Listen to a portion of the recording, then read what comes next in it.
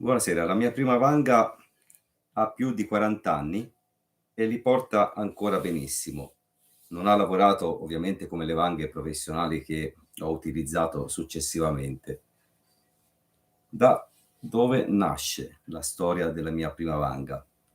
Nasce da una bellissima composizione, che non sono più riuscito a reperibile, che ci lesse la maestra Sanna, che saluto là dove si trova ora nel Regno dei Cieli. Ci lesse quando ero in quarta e in quinta elementare, quindi alcuni decenni fa. L'opera si intitolava La Vanga dalla punta d'oro e in sintesi parlava di alcuni figli che ricevettero in eredità una vanga che era tutta arrugginita, ma il loro nonno disse che sarebbe stata un tesoro se l'avessero debitamente utilizzata. Quindi i figli iniziarono a utilizzare questa vanga per vangare, per produrre ortaggi. Con il tempo la vanga, a causa dell'utilizzo, perse la patina di ruggine e affiorò sulla punta una splendente lucentezza argentea vicina all'oro.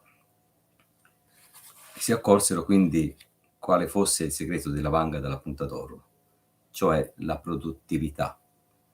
Vangare con un attrezzo dimenticato, quindi arrugginito, faceva sì che si potessero produrre ortaggi e che quindi potessimo dare alla terra, grazie al lavoro fisico, la possibilità di fornirci ciò di cui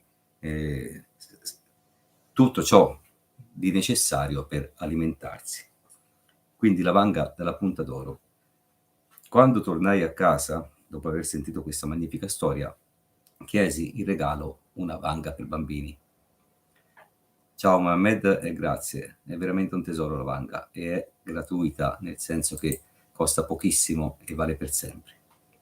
Quando tornai a casa, affascinato da questa storia, chiesi ai miei genitori di regalarmi una vanga. Al tempo esistevano ancora le vanghe per bambini, infatti questa è piccola e leggera,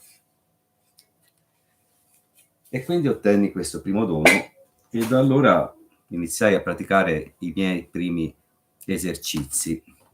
Scoprii che la vanga era davvero faticosa.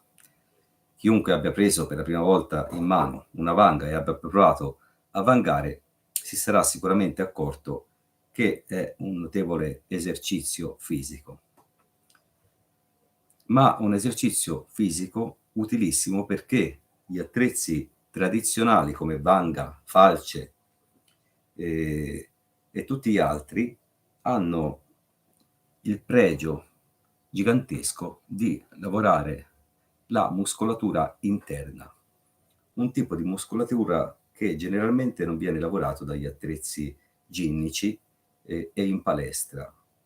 I cinesi, che ne sanno di più di noi, invece hanno tramandato delle tipologie di esercizi appunto finalizzati alla lavorazione della muscolatura interna, una muscolatura da non sottovalutare perché rende più resistenti e, secondo quello che dicono i cinesi, mantiene più giovani. Quindi da allora, quando ho scoperto l'esistenza delle vanghe per bambini e ho iniziato a utilizzarla, ovviamente ogni tanto, ho poi gradualmente iniziato a apprezzare gli attrezzi antichi. Attualmente ho 5 o 6 vanghe, perché bisogna sapere che esiste una vanga diversa per ogni tipo di intervento. La vanga piccola per terreni ovviamente forgiate, non di queste da bambini, per terreni piuttosto duri, aridi o per interventi mirati, la vanga tradizionale, la vanga lucchese, la vanga da vivaista. Esistono la vanga zappa, la vanga forca o forcavanga Esistono numerose tipologie di vanghe che chi è appassionato di attrezzi tradizionali ha, non per collezione, ma per utilizzarle a seconda dei casi.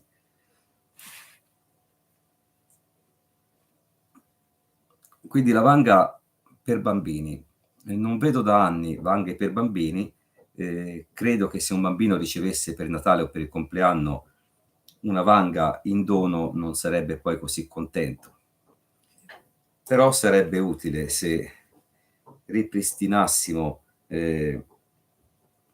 l'utilizzo, anche a scopo ludico, degli attrezzi tradizionali anche per i bambini, perché saper vangare è un'arte che è vero si può tranquillamente imparare e sviluppare da adulti, però la passione per ciò che è più vicino alla natura, che è a impatto zero dal punto di vista ambientale, quindi per tutti gli attrezzi tradizionali che sono utili al sostentamento, all'alimentazione, alla lavorazione della terra, alla produttività della terra, secondo me potrebbe essere una delle iniziative che potremmo intraprendere, che i governanti potrebbero intraprendere in futuro, perché sostanzialmente chi ha a disposizione una vanga e altri pochi attrezzi che si custodiscono ovunque perché nessuno li ruba, che non sono soggetti a decadimento,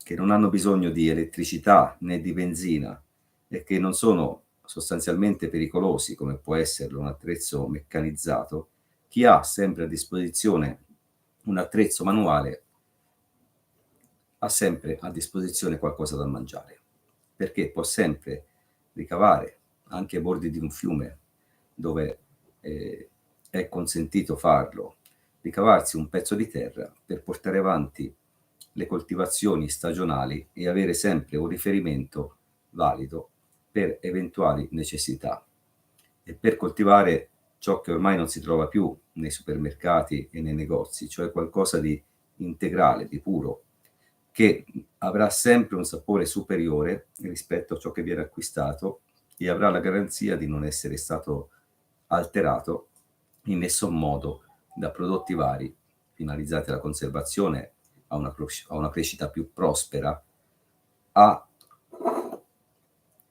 un aspetto estetico più bello, ma la bellezza e l'estetica della natura è sempre più bella di quella, eh, di quella meno genuina prodotta ad arte per fare spettacolo.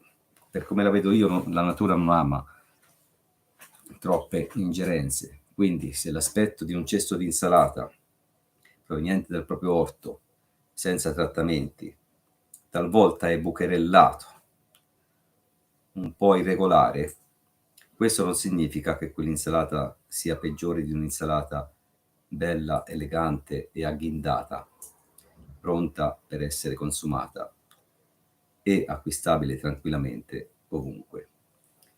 Quindi c'è tutta una filosofia dietro a una semplice banca da regalare o da acquistare per un bambino o per una bambina. Una filosofia che può allacciare un legame con la natura fin dall'infanzia, legame che poi in futuro potrà essere sviluppato anche ai fini della nascita futura di una società più equilibrata, di un graduale abbandono, quando non indispensabili, di attrezzi pesanti, invasivi e complessi come quelli che vediamo normalmente fra i campi, quindi motocoltivatori, motozappe, eccetera, indubbiamente potenti, indubbiamente utili, ma quando si deve fare intervenire su un piccolo pezzo di terra si può tranquillamente intervenire con una vanga. Una decina di giorni fa ho preparato il terreno per la semina di verdure stagionali, tra cui dei carciofi, e ho vangato un appezzamento di terreno di circa 30 metri quadri in pochissimo tempo. Questo è stato un buon esercizio fisico,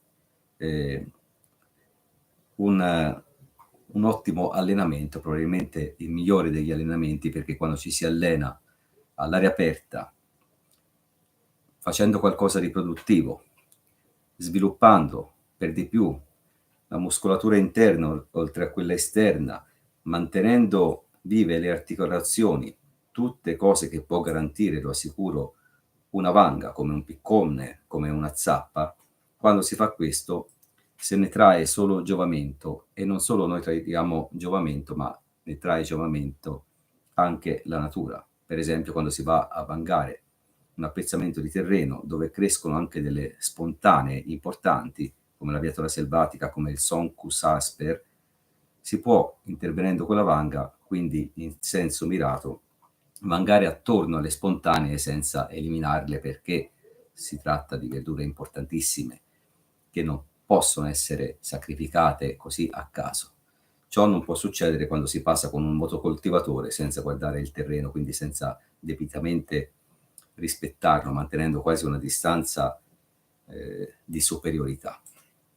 Io l'altro giorno, quando ho preparato il terreno, ho incontrato numerosi esemplari di viatola selvatica, di Sonchus e di piantaggine, e li ho schivati abilmente perché, uno, mi daranno nutrimento, due, soprattutto la piantaggine, sono piante che è utile sempre avere vicino per varie necessità. Tre, per una forma di rispetto, perché tutte queste erbe, con il passare del tempo, mi hanno nutrito, e in particolare la piantaggine mi ha aiutato in numerosissime occasioni, facendomi schivare anche dei pericoli piuttosto elevati. Buonasera l'indignato, io vivo a Milano al sesto piano.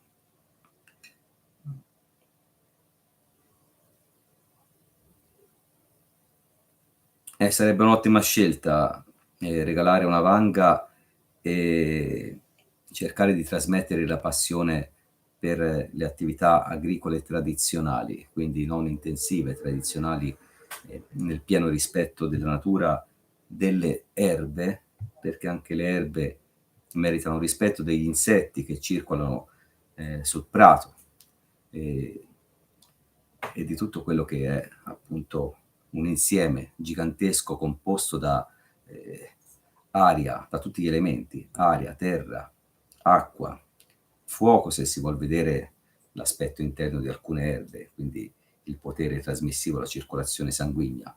Alda, buonasera. Buonasera Rossella. Quindi io, come ho detto varie volte, sostengo, e non credo di essere contraddetto, che gli attrezzi agricoli tradizionali non solo siano sempre utili, ma che siano eterni.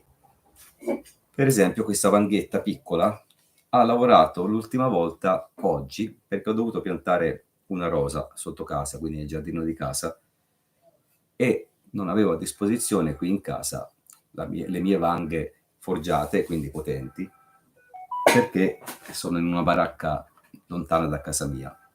Avendo solo a disposizione la mia prima vanga, che ha oltre 40 anni, l'ho utilizzata e è stata ben contenta di essere tornata in attività, perché l'unica missione che hanno gli attrezzi agricoli è lavorare.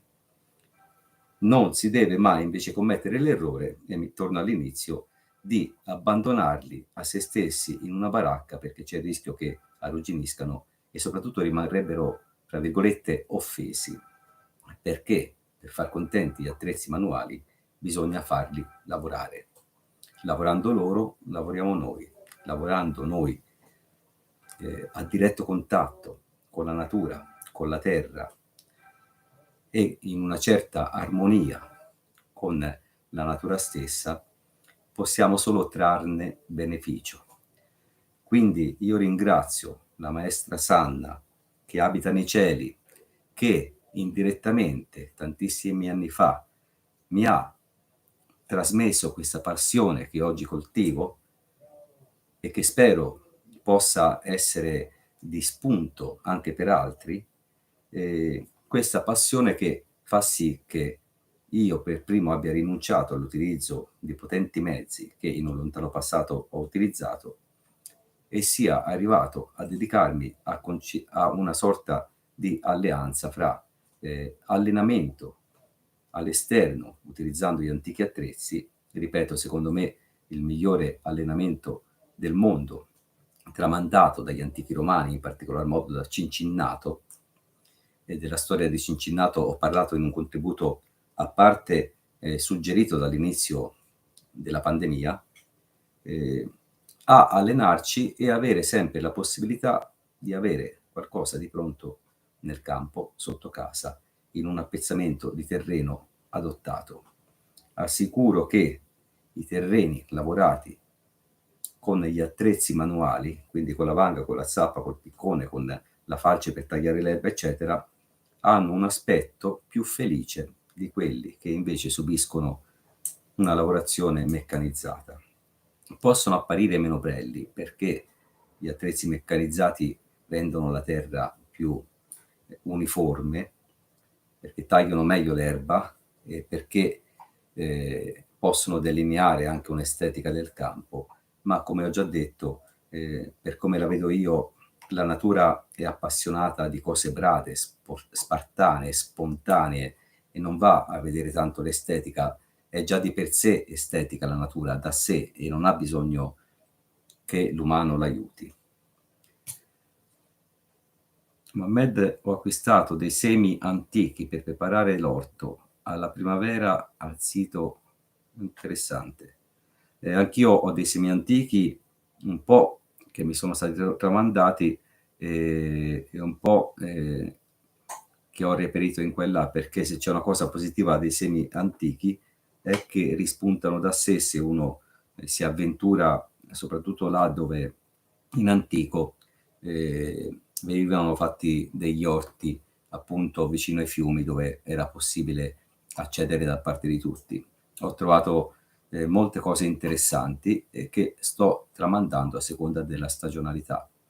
Anche tante bietole spontanee che spuntano in quella sono bietole antiche che non sono necessariamente sempre bietole selvatiche, quindi Beta vulgaris, ma sono dei cultivar.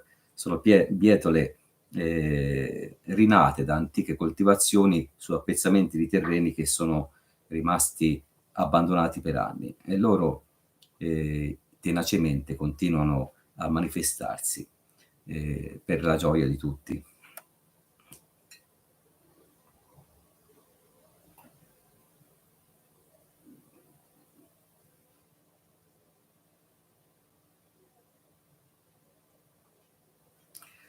Allora, torno all'indignato. Secondo me il mimare il movimento della vanga non so quanto possa sviluppare gli effetti positivi dell'attrezzo. Si può sempre andare là dove è consentito e occasionalmente sperimentare la vanga sul terreno vero, perché non è solo la vanga di per sé a essere utile, ma è tutto l'insieme di postura, vanga, terreno e tutto il ciclo di piantare la vanga nel terreno, alzare, girare, piantare la vanga nel terreno, alzare, girare e spezzettare. Tutto questo insieme di movimentazioni che faceva sì, per esempio, che gli antichi romani raffigurati dalle sculture che ci sono pervenute fossero così in linea come gli antichi greci, così in forma. Infatti nell'antica Roma, soprattutto Roma veramente antica, le palestre non esistevano ancora. La tradizione della palestra fu adottata dall'antica Grecia molti secoli dopo la nascita di Roma.